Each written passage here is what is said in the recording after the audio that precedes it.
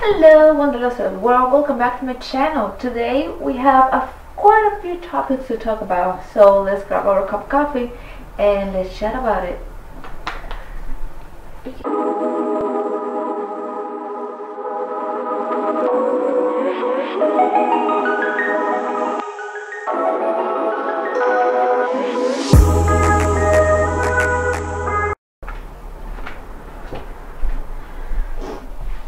So this week there are some very interesting news in the past weeks as well. First and mostly, sorry that I have not been loading recently, but it's part of my daily life, and I know I'm sorry for that. So new information coming up, as you all probably be aware right now. The European Union is looking forward to start accepting international travelers, not just USA, but international travelers that are fully vaccinated against COVID, and their plan is to have this going on for mid of June, mid of July.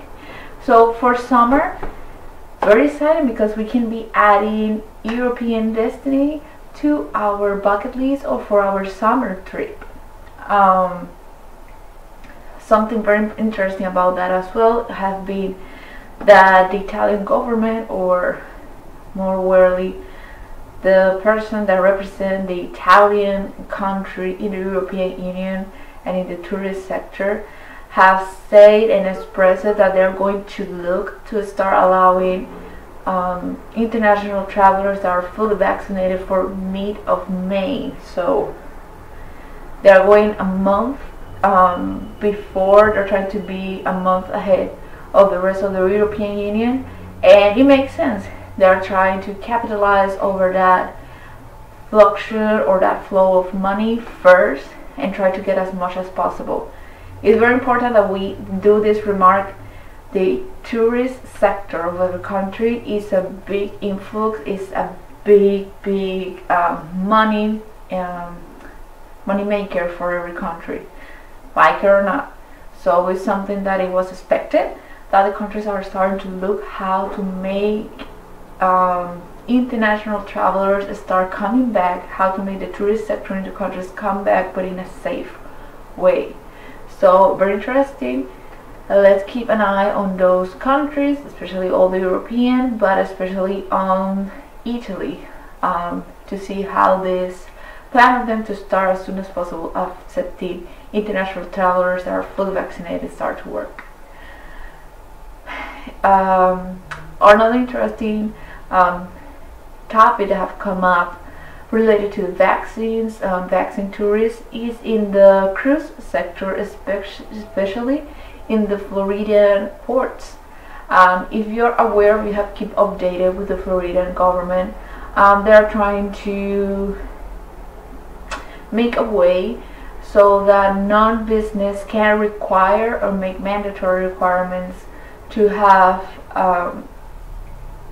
business do mandatory requirements to only do service for people that are fully vaccinated, wearing face masks and stuff like that. So they're trying to invalidate that measurement, that safety measurement that other countries and states in the United States have been applying more strongly.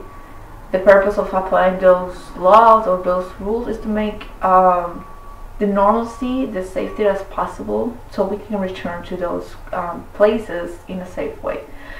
Given that the Floridian government have been saying that they don't want to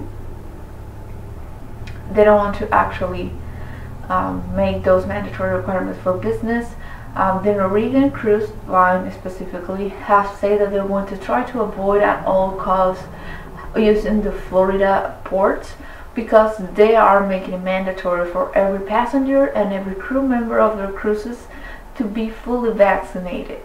But Florida is very, like, I don't know, they are, I don't know, two-faced or hypocrisy. They don't want to make it mandatory.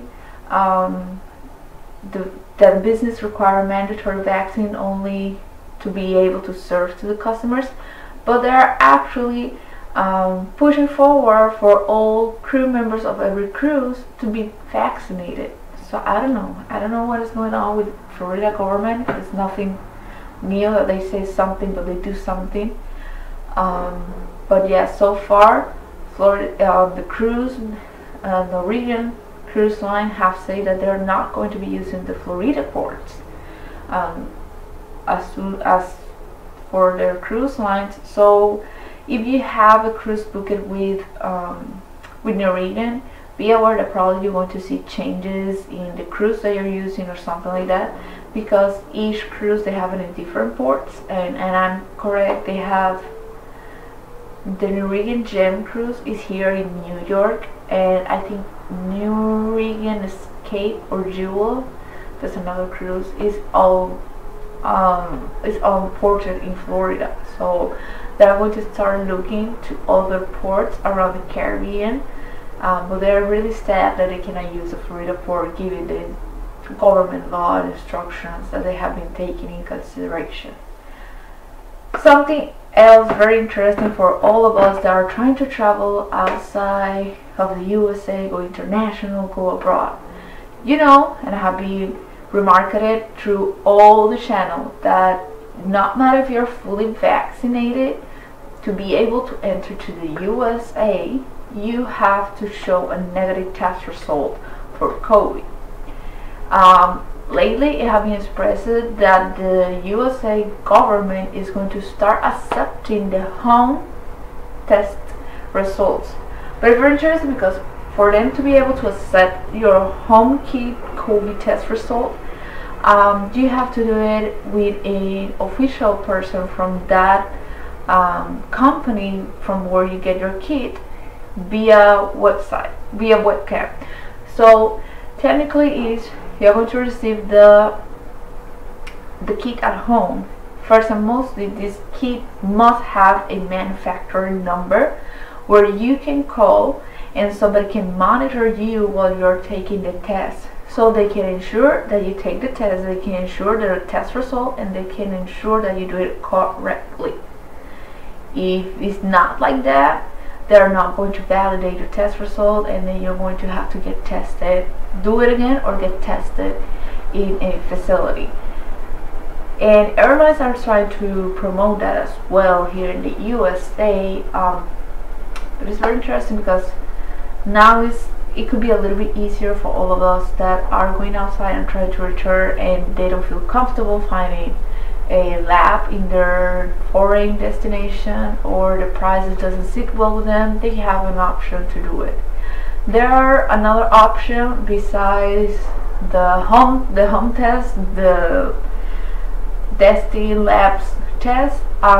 There have been some hotel chains around the world that are providing this service, like this COVID test service have been provided to their guests, and they're providing in their hotel location, and that is something that you can probably look up when you're looking for your hotel. That's another information that we probably will have to take in consideration when we're booking our trips to any foreign country when we're trying to return to the USA. Another topic that have been that pop up this week was the Air Canada CEO and some other airlines representative have asked the Prime Minister of Canada to start putting in plan a safe way that they can open Canada back to international traveling. They have been looking a lot up to the United Kingdom. We know the United Kingdom have been hit hard because they have the COVID, then they have one of the first mutated COVID variant. And they have been doing it they're very regulated there in the UK with who can enter, who cannot enter, who can exit, who cannot exit. The quarantine process, like when you go to the UK, you're going to be quarantined in a government approved facility. It's not like you're going there, you are going to say, I'm going to quarantine in my hotel, but no. There you have to quarantine the hotel or the facility that government approved for you, and after you pass the quarantine, then you can go to a family house, because last time that we read that I told you, they were not allowing overnight stay at hotels or stuff like that unless it was a quarantine process. So those were stuff that we needed to keep an eye on when we're trying to travel to travel abroad. Especially now with Italy saying that they were trying to open for mid-May to start receiving vaccinated international travelers. It's very interesting because Italy have like a bunch of restrictions going on over there. So like a lot of curfews and stuff like that going on there. So it's very interesting that we keep an eye on the rules and all the requirements that are needed for entry, exit, and during your stay in those countries. It's not like we're open for business, that's, you know, we need to keep an eye and we need to travel as safe as possible. So given that, the Air Canada CEO was promoting and requesting for Prime Minister of Canada to tell them a plan that they can implement to restart the international traveler or the international tourist for Canada, because given all the crisis that happened with the COVID, they know the economy in Canada need that influx. The economy in every country of the world need that influx of the tourism sector that can help them stabilize and establish their economy back again to what it used to be or better. So these are like the news of the week, and it's very interesting that we're starting to see governments trying to push forward to start opening the tourist sector. That's super important. That's super good for all of us that are looking forward to travel. But when we're traveling, we need to make sure that we're doing it in the safest way. Like, let's keep our face mask, let's keep our 6 feet distance, make sure that we're vaccinated no matter what. There's a lot of people I have seen here that they're like, do you think it is needed to be vaccinated? Do you think it's worthy? And I'm like, yeah, it's worthy. Like any other epidemic and pandemic, everything started with a vaccine that was tried before it was approved. And we are in that part. We are in that process right now. And you have to be in mind, you are being part of history. That is something that has never happened.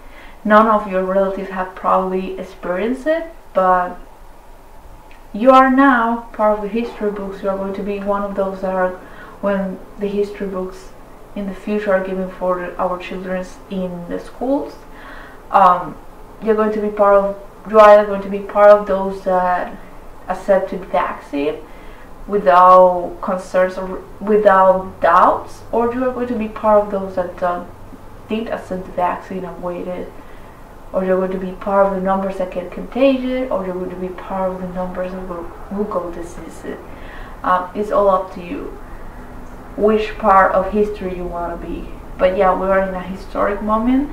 Nobody has experienced this before, so now you have to, now is your time. You're going through it. This is all new, and we are, I think, we're one of the generations, we're in a period of time where the information is out there, where you can actually get very well educated and take the best decision in terms of vaccines or not.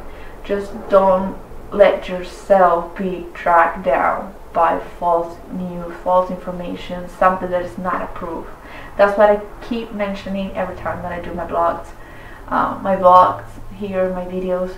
Hey, check, I take this information from here, but I actually go to government pages, to actual pages that actually have the real information. They have the real statistics, that actually those informations are coming from that primary source. Even when the secondary source brought it up to me, I check the primary source. It's very important that we check our primary sources before we start taking decisions.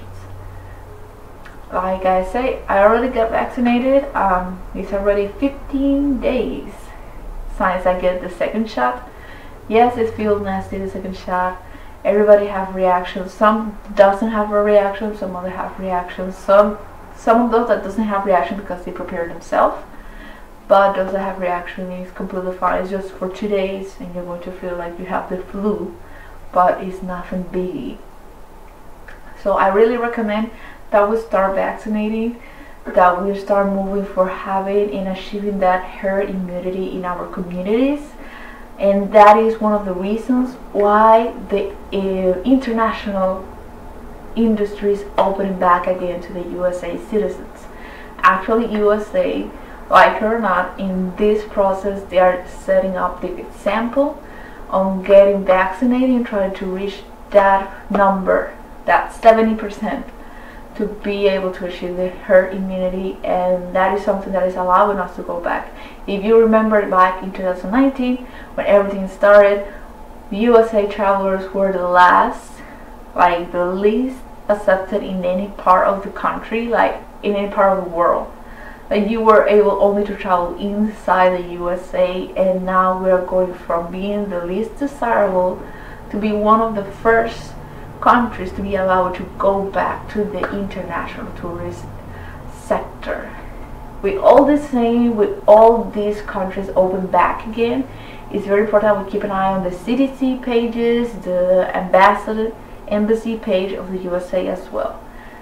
Very important, the CDC have uploaded their list, and there's a lot of countries that are now on their level 4, and they tell you do not travel to this country. But it's very important that we keep an eye on that, because for what I have read, in my case that I'm trying to go to Mexico in summer, actually they're in level 4, but it's not necessarily for the COVID. There's a lot of crime going up, the criminality rates going up, so they're requiring that the people that are traveling to Mexico stay in the tourist attractions, stay in the city, and don't try to travel inside or remote areas in Mexico to avoid any criminality like carjacking, robbery, sexual assault, hostage situations, stuff like that, and even murder.